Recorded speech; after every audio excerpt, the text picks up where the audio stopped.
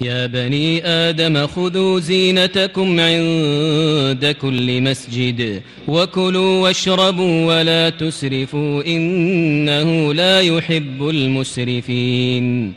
قل من حرم زينة الله التي أخرج لعباده والطيبات من الرزق قل هي للذين آمنوا في الحياة الدنيا خالصة يوم القيامة كذلك نفصل الآيات لقوم يعلمون.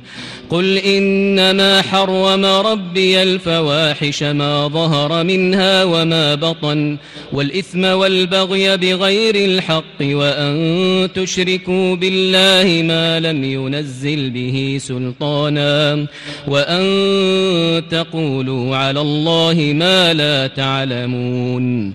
ولكل أمة أجل فإذا جاء أجلهم لا يستأخرون ساعة ولا يستقدمون.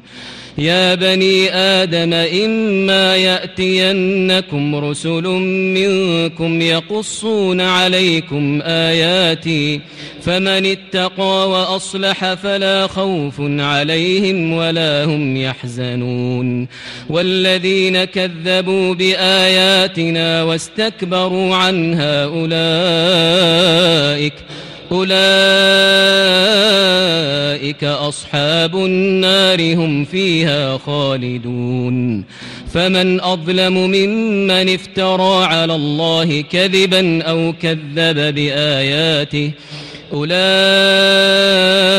ينالهم نصيبهم من الكتاب حتى إذا جاءتهم رسلنا يتوفونهم قالوا أين ما كنتم تدعون من دون الله قالوا ضلوا عنا وشهدوا على أنفسهم أنهم كانوا كافرين.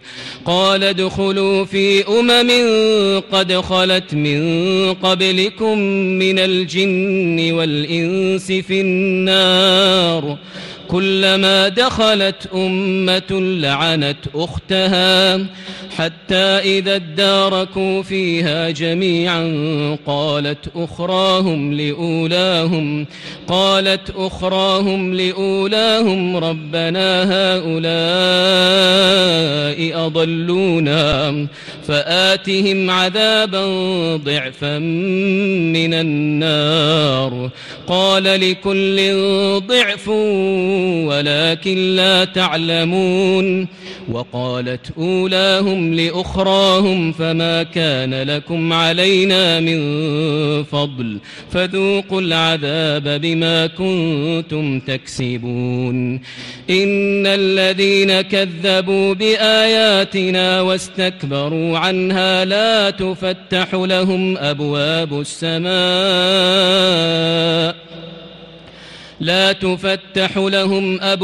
السماء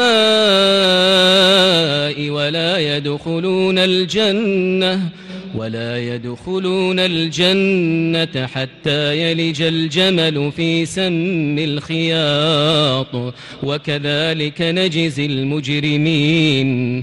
لهم من جهنم مهاد ومن فوقهم غواش وكذلك نجزي الظالمين. والذين آمنوا وعملوا الصالحات لا نكلف نفسا إلا وسعها أولئك أصحاب الجنة هم فيها خالدون.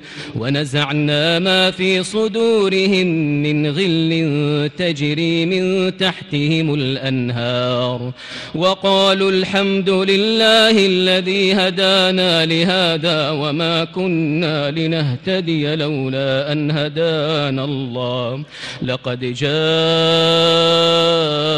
رسل ربنا بالحق ونودوا أن تلكم الجنة أورثتموها بما كنتم تعملون.